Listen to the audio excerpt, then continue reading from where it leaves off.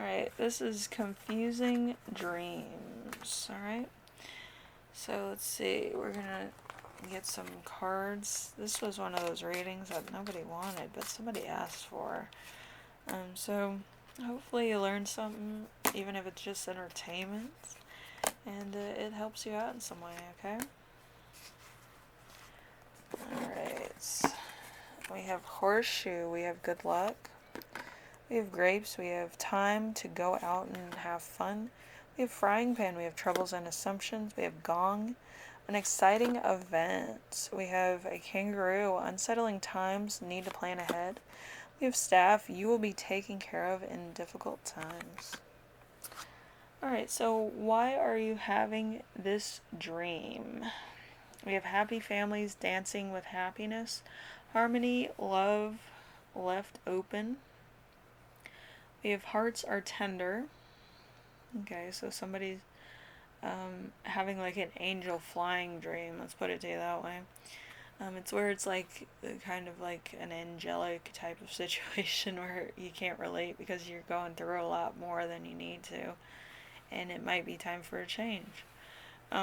What does this dream have to tell you? We have danger. We have wrongs in life, equality for all,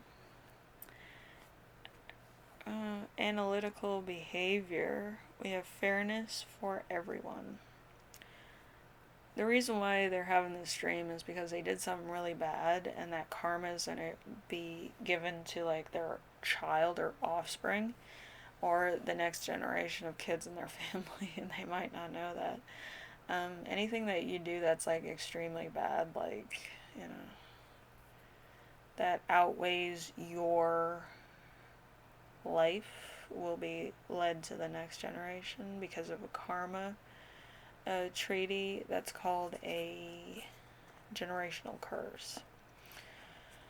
Generational curses are usually karma tied. Usually you can have good, bad karma in your lifetime, and it could be weighed down by your parents or grandparents, depending on how bad they did their religion or cultural differences or tradition in general. But it depends. It depends on who you are and what you did and where your morals lie, really. So that could have been a problem there. That's why they're having a dream, so that they can change some things about themselves. What is the hidden message in this dream? We have spiritual and religious traditions, inheritance, marriage, alliance, and mercy. Divination and expression of wisdom, counsel, confirmation, teacher and spiritual mentor, timid and kindness, inconsistent passion. So, like, this person could be in love with emotions and not really finding what they really need out of life. Like, do you want a dependable partner because you're kind of like, a child at heart, or do you need somebody who's like a child at heart because you like to be the leader? You kind of have to pick it out. Do you want to be the fun one or the leader? The leader never has fun. The childlike person always does, and it never really balances out in a relationship, really. But there has to be some type of thing that you want out of a relationship, or that you need out of a relationship, that you're not willing to compromise on. You can't have everything. You can have one thing, and that's about it. But you have to have somebody who you feel is necessary for your life. And if you're just going with people just to not be alone, then that's a problem, because in the long run, it does run over in karma to the next offspring, and it could actually come back around and make you into a lobby ghost. A lobby ghost means that you never are satisfied and you can never move on, which some karma does that to people. It's interesting, but it happens. Is there less or more advice to learn from this dream? We have imbalance, intolerance, self-love, breakup, new life. We have karmic ties. You made your own karmic ties. So you're going to constantly go through these karmic ties. That's the way karma gets you. If you keep making mistakes, you're just going to keep on making mistakes. And a lot of times you max out your karma where the next generation might not get it. You just might keep making the same mistakes until you pass. And maybe in the next life you make the same mistakes too. Okay, do you apply advice to this lesson to make your life better? We have risk, so you're at risk. You might get like breast cancer, or you might get colon cancer, or you might have something that's like makes you immobile.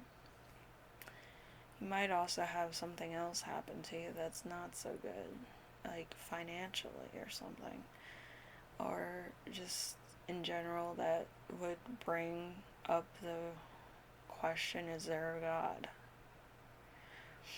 But really, the reason why humans made God a big deal is because they themselves didn't want to take responsibility for their own karma. They believed that they wanted things and they could have things, so they made up God to be the ultimate punisher. Which really, it's karma saying, you did this, you get this. You have to be good to people in order to get good karma. You have to think about somebody else other than yourself a lot of times. And maybe it's hard. Maybe it's taking away from your time. And you don't know what to do with it. Which is fine. But you have to understand that your karma does come to get you. Either now, later, or on your offspring, or when you least expect it. It does happen. But, it happens to the best of us. I get karma in different ways than other people, but then again, I do my thing. You just have to be good to people. People remember you. They think highly of you. When you do something for them, that's out of the kindness of your heart. Anyway, hopefully this helps somebody out, and you understand how karma works. I talked to somebody who's from India, and they said that's how it worked, but I'm not sure. But yeah, it would make a lot of sense that you would keep using karma, and maybe it's good karma, bad karma, but you keep using karma until you pass away, or you're stuck in an endless loop of your own karma. And just a lot of things happen that are either good, bad, or whatever, depending on how you treated somebody. Everything's a test.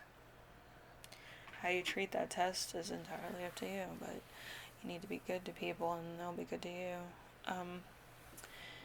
Anyway, hopefully this helps somebody out, and I will see you in the next reading, alright? Later.